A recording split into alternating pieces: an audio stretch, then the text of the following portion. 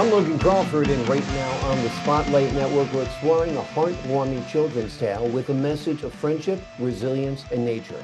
It is called Friends Cathedral Adventure. It's written by a terrific author. Her name is Ward Crocker, and she brings to life an unforgettable journey through the iconic Washington National Cathedral. It takes place through the eyes of a toad, a worm, and a Christmas fern. It's an imaginative tour of environmental awareness, architecture, and the power of staying connected. We're delighted to have this very talented author join us here today on Spotlight. We thank the team at Bookside Press for helping us put her in the spotlight today. And we ask viewers like you to support authors like her by subscribing to our channel and by purchasing her amazing book. The links are below this interview. And be sure to download the Spotlight Network TV app, streaming on Roku, Amazon Fire TV, and Apple TV. And thanks so much for joining us here today on Spotlight. Thank you. I'm very happy to be here. Happy to have you on the show. This is a beautiful book. It really does a great job of introducing children to the National Cathedral. Is the National Cathedral a place of inspiration for you? Oh, absolutely. And it's been so all my life. And I'm a very old lady. I don't know whether I'm on camera or not, but I've earned all these wrinkles. So, yes. Well, you look I mean, great. You don't look like an old lady. You don't sound like an old lady. You've got a young spirit, and that's what matters. What I think is interesting about your book is it introduces children to the Festival of Flowers at the National Cathedral. I never knew there was such a thing, and it sounds beautiful. Tell us a little bit about your experience with the Festival of Flowers. the Festival of Flowers was an annual event held by the All Hallows Guild, who the people that are in charge of the close, and that's how Close Friends got into the title. It doesn't necessarily mean it means the cathedral close is the grounds. Anyway, they need money obviously to keep it in good shape, and so they invite altar guilds to participate in arranging flowers in the cathedral, and then the outside. It's going to be on May the first weekend in May this year, Hmm. and it's outside mostly now because they have the merry-go-round and all. It's a festival. But anyway, I Yeah, won't that's digress. And I won't digress anymore. But well, we were that's invited. We were invited to participate. Actually, we were invited 4 times, but they gave us the stairwell, and there was a statue of Abraham Lincoln at the top of it, and we decided we would do wildflowers rather than these exotic gladiolas and carnations and lilies that they do in the most flower arrangements. wonderful, wonderful. Well, it sounds like a great event. I've never been to it. I'll have to go to the Festival of Flowers one year at the National Cathedral because it sounds like a great way to kick off spring. Let me talk to you a little bit about the inspiration for your book. This has been a long time coming, I understand. Tell us a little Oh, bit yeah. about the book. In 1979, I'm 95. I will be Mhm. 95 in July. So I've been around a while. And in 1979, when we were carrying these wildflowers and plants into the cathedral, I realized there was a toad sitting on one of the plants. And I couldn't take him into the cathedral. So I picked him up and put him in the garth. And that's a small enclosed garden nearby. But there was a lot of concrete. And I knew that was not a good environment for a toad. Mhm. But on the other side of the cathedral is a beautiful 5-acre woods, and that would have been perfect. Mhm. So the event happened, and then but I couldn't get that toad out of my mind. I had to get him into that woods. So I took a class in creative writing, and got him out of the town where we got him. Incidentally, we did the wildflowers were dug up because they were doing a housing development, and the Mhm. bulldozers would have gotten them if we didn't. So no guilt feelings there. But anyway, uh, he haunted me for years. I got him out of the town. I got him to the cathedral, but I didn't know how to get him into the cathedral and to um, catch up with his friends. So that Mm. I did that about 6, 7 years ago. Wonderful, wonderful. Well, it was a long time coming, but it was worth the wait because you did a great job on this book. What do you hope children learn from this book? Well, I hope that they learn that the cathedral is a Mm. extraordinary place, and but it can be um, interesting for children because there's a children's chapel there that everything is in miniature, and then of course there's the gargoyles, and one of the gargoyles on the outside is of Darth Vader, and Mm. everybody's heard of Darth Vader. Yeah. So that's a great drawing point. And then inside, the space window has a is a gorgeous window, and has a rock from the moon in the middle. Mm. So there's a lot of things going on besides religion in the Yeah. place. Exactly. It was a beautiful monument for children to explore, for families to explore, to know about. People come from all corners of the globe nowadays, and your book will hopefully reach them and let them know about this wonderful monument, this landmark that we have in our nation's capital.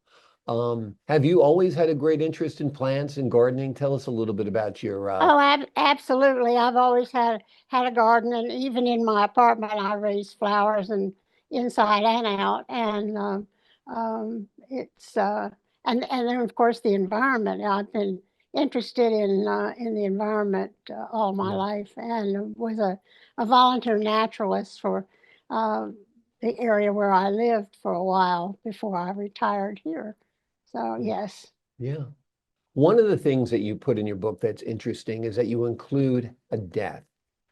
Why did you decide to include that? Do you think it's important for children to learn how to deal with that topic? Tell us a little bit about that. Well, the animals have to deal with death. They're always worried about being stomped on or Yeah. or caught. Yeah. But we lost two children early in our marriage, and Mm. one to cancer and one was a stillborn baby. So Mm. I learned about death at an early age, and I think that children ought to have a concept of not everything is permanent. So Yeah, and exactly. And unfortunately, it is part of life. So the learning about it, so it's not a total shock when, a great grandparent dies or something like that. I think that's a good idea.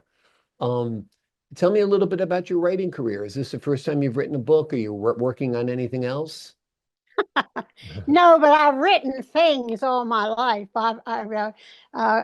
Compiled a cookbook in 1982 Mm. because I had hundreds of recipes as a result of writing a recipe column for the local paper. And Hmm. I included biographies, sketch thumbnail biographies of the cooks. So it was just too good to pay. And I knew it was the passing of an era because in the early 70s and 80s is when women went back to work. No longer were full-time housekeepers the norm. Yeah. And the anyway, that book was a lesson, but it sold all the copies. People bought them six at a time for hostess Wow. gifts. So now I don't expect that with this book. It's not the type of book you give it for a hostess present, but it could be, I suppose. But it's a But great birthday present. It's a great holiday present, a Christmas present, to a family, to a child. I think these would be great gifts, no doubt, these books that you've written on the National Cathedral. So you wrote a cookbook. What was your favorite recipe in that cookbook? Make me hungry this morning. Tell me what your favorite thing to make is or was.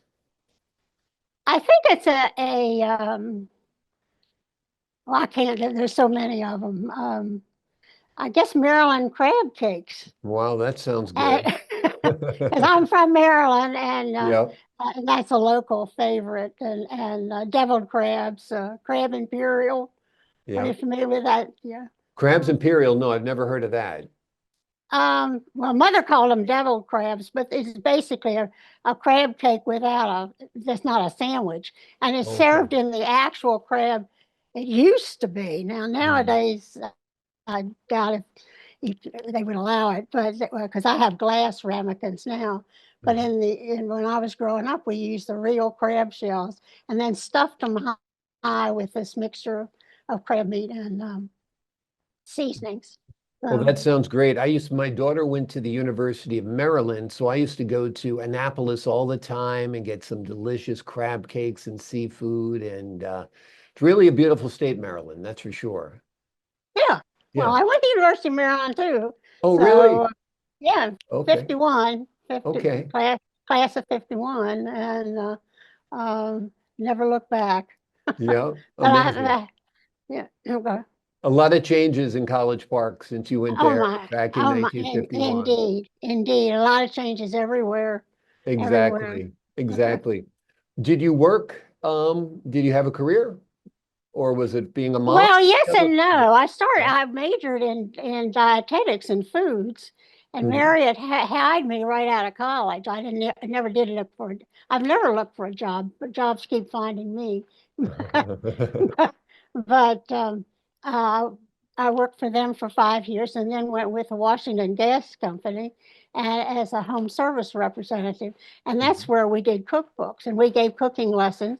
And I've actually been on TV before there were TV kitchens, as we Great. were set up in a hotel, the Shoreham Hotel, and broadcast from there. And I can remember making shepherd's pie on TV when I Yeah, there you go. That's one of my favorites, shepherd's pie. I like all traditional Irish dishes. And my mom used to make great chicken and dumplings. I don't even know how she made the dumplings, but the dumplings were about the size of a baby's brain. They were huge Oh and my goodness. delicious, and they were good. But that's great. That's great. So cooking was part of your career, and I knew you had been on television before because you're doing so well today, talking with me. Well, So, yes, I've done it. And then we have meetings here. Since COVID, meetings have had to be by Zoom. So okay. that's how I've been on Zoom for several years.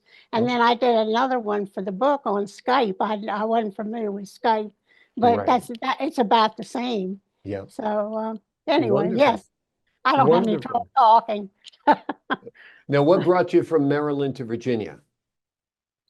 Um, Well, when we were married, we could afford an apartment in Virginia easier than we could in Maryland. And my husband and I both commuted to work. So we lived right across the river in Arlington County and never looked back. And then we moved to Herndon in the mid 50s when it was less than 1,000 people. It was a tiny village. Wow. And that was before Dulles Airport. And we didn't it was soon thereafter, a few years after, they started building the airport, and of course that changed everything. Yeah. And that's how. But we always lived in Herndon, and the children graduated from Herndon High School and went to college or married, and so yes, it was Yeah. very, very pleasant. I've been very fortunate, other than those two deaths. But Yeah. Yeah. yeah. Absolutely. Well, you've seen little towns turn into big towns. You've seen a lot over your 95 years. What do you think the greatest thing you've seen in 95 years is? I know that's a big question, but I was wondering if you ever contemplate it. Uh, Oh, yes. what, And it's the worst thing is what's happening to this earth. It's Mhm. what mankind is doing to this earth. And that's another reason why I put some effort into this book because it, it's it's criminal. And we're just destroying it. Yeah. So, No, I think that's a great observation. I think that's important about your work as well because it reinforces children to know about the importance of nature and the environment and the ecology and all of that. So that's the worst thing you've seen, the destruction of our planet by our own hands. What's the best thing you've seen? um, I mean, you've seen, there's so many. Well, nature. The best thing I've seen is I guess the beauty of nature, yeah, uh, and of course friendship. I yeah, point that out. Friendship is very important, yeah, and we see it here in this institution where I live. which is very pleasant. I won't, Yeah, it looks like a but beautiful environment. it's social, being social and having friends is very, very important for Yeah. your mental health. Sure, the human connection is vital, no doubt. Connection to our planet, to our environment, to nature, enjoying every sunrise, every sunset, the snowfall, the beautiful spring days, the first flowers of spring. Those are priceless, no doubt. And I think you've got a lot more sunrises and sunsets still to come because you are Well, thank going you. strong, without a Thank you. doubt. And I think you got another book in you too. So think No, about well, what you want to write about. no, I want to go back. I had a life before this book. I do art. I do Okay. art, and I want to get back to art. Okay, So, that sounds great. All right. Well, we look forward to seeing some of your artwork one day. This book, folks, is wonderful. It's called Close Friends Cathedral Adventure. It is written by Ward Crocker. She brings to life an unforgettable journey through the iconic Washington National Cathedral, through the eyes of a toad, a worm, and a Christmas fern. It is an imaginative tour of architecture, environmental awareness, and the power of staying connected. And thanks so much for joining me here today on Spotlight. thank you, Logan. It's been a pleasure. Pleasure's been all mine. To the folks at home, I'm Logan Crawford, thanking you for your time this time. Until next time on Spotlight.